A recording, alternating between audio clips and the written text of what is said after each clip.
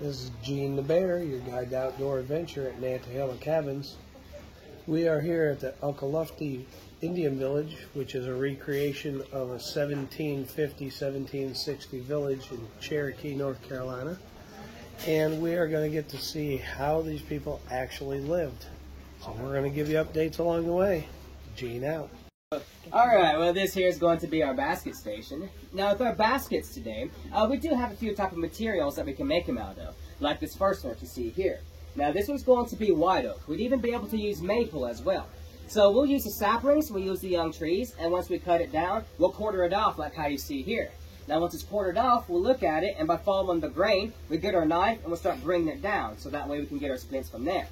Now once we do get our material down, we'll be able to get a piece of leather, we'll put it in our lap, we'll get our splint along with our knife, and we'll start scraping them down, so that way they get nice and pliable. And once they are nice and pliable, we'll soak them in some water like how you see in this dough bowl here, so that way they don't lose that pliability.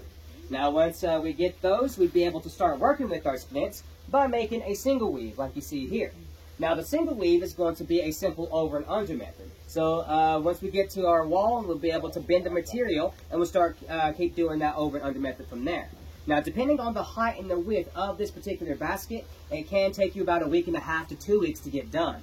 Now the next basket that we have is going to be the double weave. Now as you can already tell, it's going to be more of a tighter weave compared to the single. So the double weave is going to be used for more storage than anything. It's to help keep it dry. Now, we can also waterproof these if we didn't make it tight enough, so that way we'll get beeswax and we'll put it right down between the layers here, so then that way it won't be able to get any water on the inside. So, now, this material is going to be the white oak, but originally the material that we'd be using is going to be river cane. Now, a lot of folks mistake it for bamboo. Now, it is part of that family, it's just that the bamboo is imported here. So with this, we'll work with it while it's still wet. Because when it's still wet, it's still kind of straight, because once it dries out, it becomes crooked like how you see here, and it also starts becoming brittle. So that's why we want to work with it while it's still wet.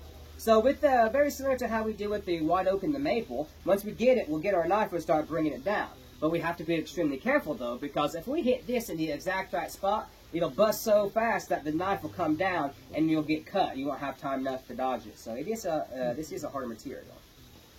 Now, from the gathering of the material all the way until the finished basket for the double weave, you're looking about 2 to 3 weeks to get done, just for the weaving process. But for that, though, you're looking about 1.5 to 2 months from the gathering to the finished basket. But if you're looking for colors on the inside, you can also do that by using a dyeing process. Now, the dyeing process is where we get some different types of barks and roots. So if we want to get black, we'll use butternut bark. If we want to get brown, we'll use walnut bark.